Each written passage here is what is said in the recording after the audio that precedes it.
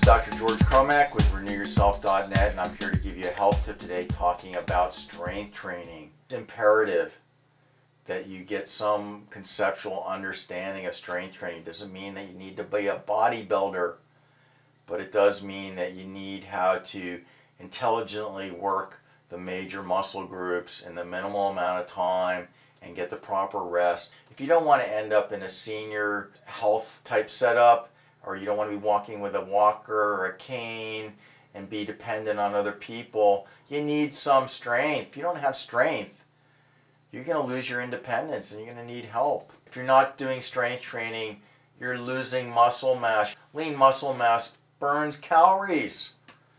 The more muscle mass you have the rest of the time during the day, whether you're sitting or sleeping, you're burning more calories. It can be several hundred calories extra a day, which can come out to, a couple thousand a week, which is 8,000 a month, which is 2.5, 3 pounds of fat. By the time you're 50, 52, women are starting to go through menopause. Men are going through andropause, which is the male equivalent of that. Hormones are starting to shift. If you're not strength training and you're just being sedentary and going for a few walks, you're shriveling. You're losing muscle mass by the month. There's a lot of other issues with it, but they've shown that senior citizens that strength train can have up to 200 to 300% an increase in strength in as little as 6 months.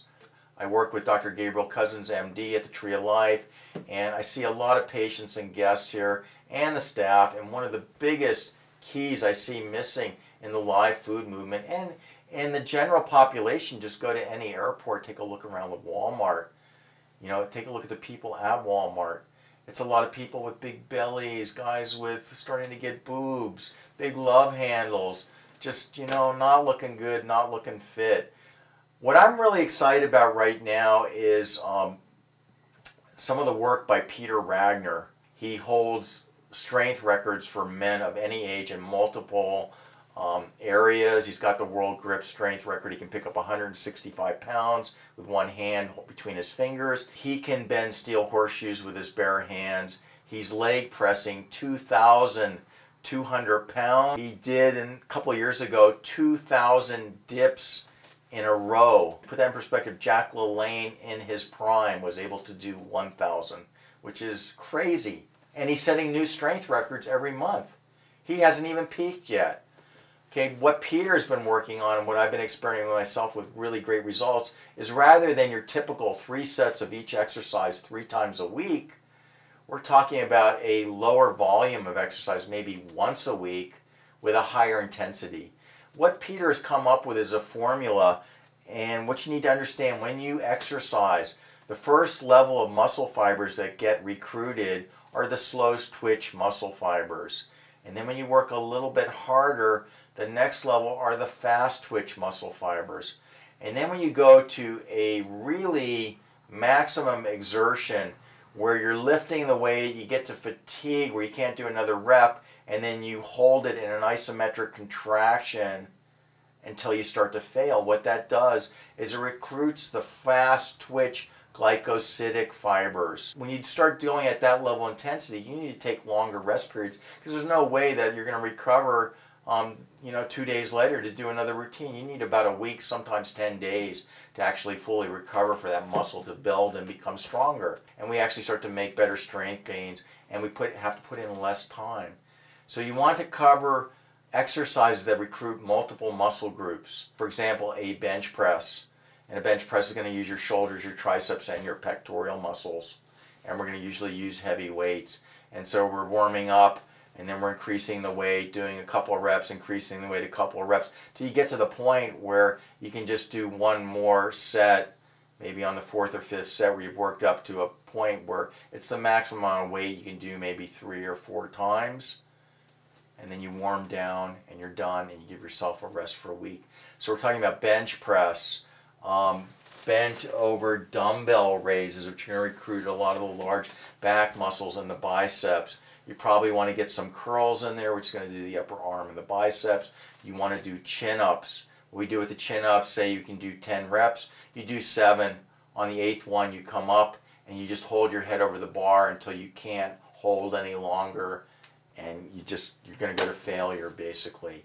We're going to do triceps extensions, which are going to get the back of the arms. And then we're going to do a little bit of abdominal work, and then we're going to try to get the legs. And I really like, especially for people over 50, and rather than doing heavy squats, we're going to do a wall squat where you're going to put your back against the wall, bring your legs, bend your legs till the thighs are parallel with the floor, and you're going to hold that till your legs are shaking and starting to burn. And you start with a minute, and after about a couple of months or less, once a week, you should be able to get up to that 4 to 5 minute range. And that's going to add a tremendous amount of strength to your gluteal muscles and to your quadriceps, large muscles. And boy, you're going to be able to run up hills and just feel great. You're going to feel a lot more secure in your foundation. And the last tip I'm going to give you is when you get done strength training, you need to have some source of protein. We need to make some kind of smoothie. I like using a lot of E3 Live, which is the highest protein food in the world with a high assimilation rate, cuts the recovery time down. So we're talking about a smoothie with E3 Live, maybe a little bit of fruit if you're not diabetic or having a candida problem. You can add a little bit of micronized glutamine powder to that, because glutamine makes up to half your muscles composed of glutamine. We're going to add maybe a little bit of hemp seed powder to that, a little bit of bee pollen, which is going to give you a lot of protein. You can add a little bit of hemp seed oil to that, which is going to give you some of the omega-3s that are really good for you to have. And then we're going to take 5 or 6 capsules of branched chain amino acids. And branched chain amino acids are going to make up about 75–80% of the remaining amount of your muscle that's not made up with the glutamine. And that's going to feed your muscles for repair, and you're going to make much better strength gains if you do that. The other tip I would give you is if you go to my website, you go to the affiliate links, and then you hit the link for Peter Ragnar's website. You can get a book called Serious Strength for Seniors and Kids under the age of 65. And that's got a lot of great concepts in it about strength training. I talk more about strength training in my book, Renew Yourself, Keys to Rejuvenation and Youthing. It's part of looking good and feeling good. Let's face it, you got to have some muscle on you. Do you ever look at somebody, I mean, they're eating all organic foods, all live foods, and they don't exercise, and they're all skinny and flabby with a lack of muscle tone? Doesn't impress me as being healthy. I mean, it's one thing that is necessary. You can't just do yoga and go for a short walk a couple times a week and expect that you're going to have great muscle tone and be able to operate at a high level of functioning. So that's Dr. George Cromack at RenewYourself.net. That's my tip for today. Cheers, aloha for health.